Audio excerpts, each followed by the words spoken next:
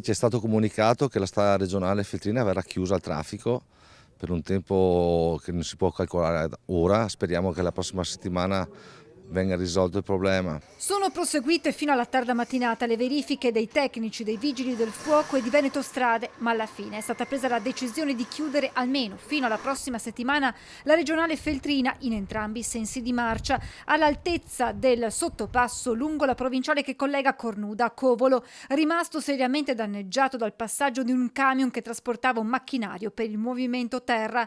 Intorno alle 11 il mezzo pesante transitato sotto il tunnel sarebbe stato il gomito della benna ad urtare l'architrave del sovrapassaggio, causando gravi danni. È stato lo stesso autista, una 34enne catanese che lavora per una ditta della provincia di Pordenone, ad avvertire dell'accaduto. Lui nell'immediatezza si è fatto vivo con le forze dell'ordine e questo è già un fatto positivo. Probabilmente si è anche reso conto della gravità del fatto. Certo che adesso mettere in campo tutta una serie di interventi sia di sistemazione che di viabilità diventa veramente impegnativo, sono più comuni coinvolti. Sul posto sono arrivati i vigili del fuoco, i carabinieri e i tecnici di Veneto Strade, insieme ai sindaci di Cornuda e Pederobba, i due comuni direttamente interessati dal danneggiamento e i cui centri abitati pagheranno le conseguenze maggiori sul fronte traffico, destinato ad aumentare nei prossimi giorni in vista delle festività pasquali. È costata cara questa distrazione perché purtroppo ha portato delle conseguenze sul traffico locale importanti, nel senso che la direttrice nord-sud sulla regionale Feltrina è bloccata sostanzialmente, sta attraversando i centri abitati portando il disagio che tutti possiamo immaginare. È una disattenzione importante da parte di chi guidava il mezzo, che non ha tenuto conto probabilmente del carico che aveva dietro e delle strade su cui doveva transitare.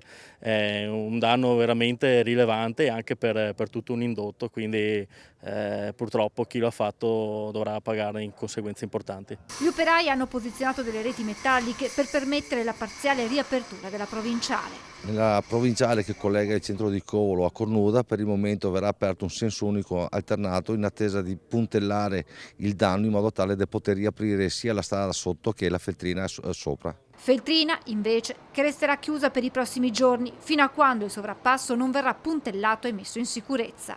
Si può auspicare un'apertura per Pasqua?